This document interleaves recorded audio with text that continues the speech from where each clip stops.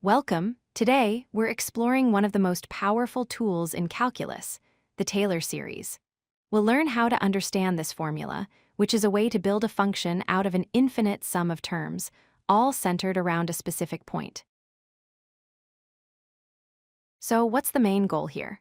Many functions, like the sine function or an exponential function, can be very complicated to work with. The big idea behind Taylor series is to approximate these complex functions using simpler building blocks called polynomials.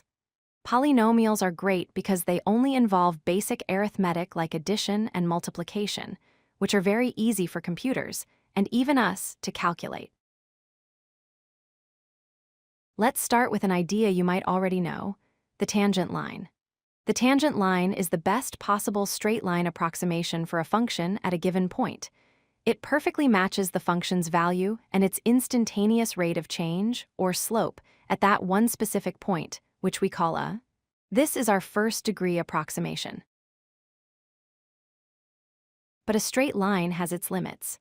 Most functions aren't straight, they have curves and bends.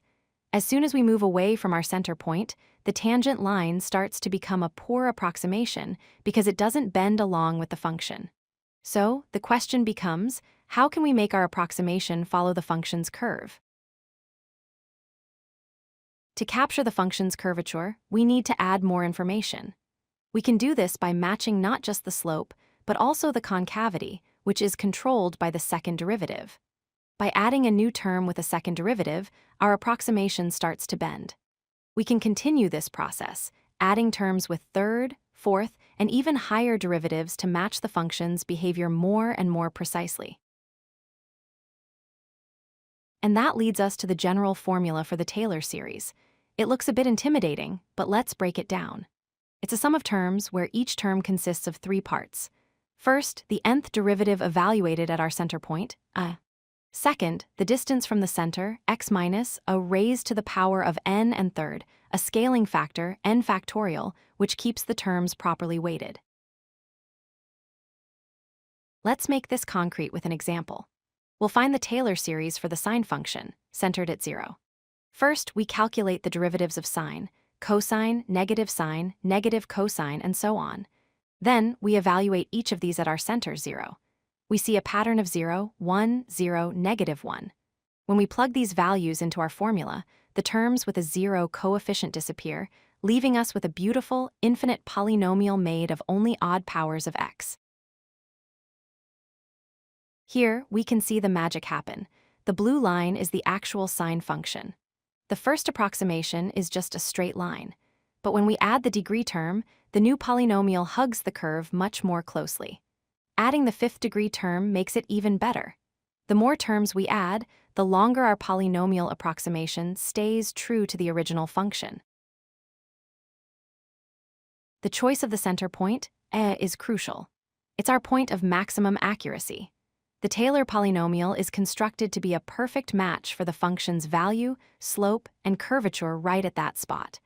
The farther we move away from this center, the less accurate our polynomial is likely to be.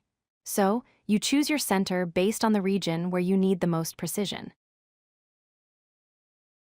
Let's look at another example, the natural logarithm of x, centered at 1.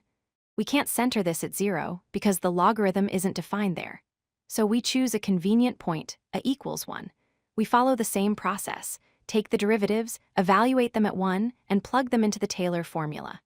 This gives us a polynomial in terms of x minus 1, which provides a great approximation for the logarithm function for values of x near 1. This isn't just a mathematical curiosity. Taylor series are used everywhere.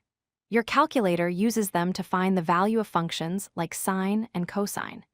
Physicists and engineers use them to simplify complex equations into solvable forms. They're used in computer graphics to render images quickly and even to calculate tricky integrals that have no simple solution. So, to sum up, Taylor series allow us to rewrite complicated functions as simple, infinite polynomials. They are anchored to a center point, which is where the approximation is most accurate. Each additional term in the series uses a higher derivative to better match the function's shape. And by adding more terms, we can improve the accuracy of our approximation across a wider range of values. If you like this video, hit that like button and don't forget to subscribe. Visit codelucky.com for more such useful content.